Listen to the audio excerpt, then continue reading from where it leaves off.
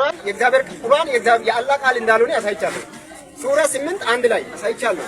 አንብባ ሰምታችኋላችሁ። መልስ ሰጥቻለሁ። የአላህ ቃል ብሎ እየተሟገተኝ ነው አይደለም? ያን ጥቅሱን የሚሰብር ከቁርአን ማምጣት ነው እንጂ ብዙ ክርክር አያስፈልግም።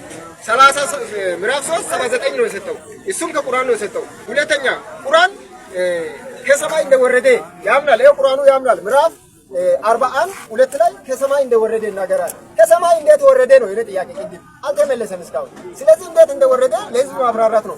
ከሰማይ ድብ ብሎ ነው የወረደ ወይ እንዴት ነው የወረደ? ይሄን መልስ እንፈልጋለን። ከአላህ ዘንድ እንዴት እንደወረደ የእግዚአብሔር ቃል አይለዋወጥም ብለናል። እንጂል ብሎ ቁርአን እየተናገረ እንጂል የሱ እንደሆነ የአላህ እንደሆነ እንጂል እየመሰከረ ነው። ለእንጂል እየመሰከረ ነው ቁርአን።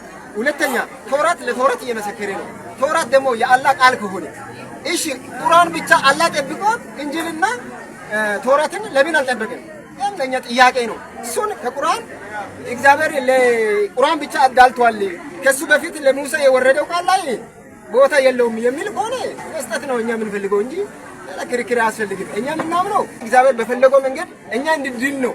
ለኛ እግዚአብሔርን እንድናውቅ ነው እግዚአብሔር ይሄን ለኛ የሰጠው እንጂ እግዚአብሔርን እንድንረዳ አንብበን እንድናውቅ ነው የተሰጠን እንጂ ሳናውቅ በደፈና እግዚአብሔርን እንድንከተል አይደለም። እግዚአብሔር ማን እንደሆነ እንድናውቅ ይፈልጋል። እግዚአብሔር ስናውቅ ነው ለሱ መኖር የምንችለው።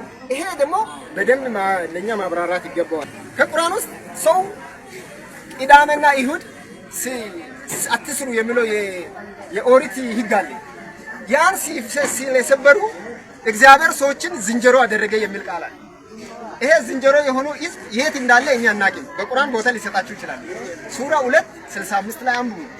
እንዴት ነው ዝንጀሮ የሆነ ሰው አላህ ሰው ፈጠረ? እኛ ሰው ነን አይደል? ሰው እንዴት ዝንጀሮ ይሆናል? ለኛ ከቁርአን የቁርአን የአላህ ቃል አለመሆኑ የምንቀበለው አንዱ እሱ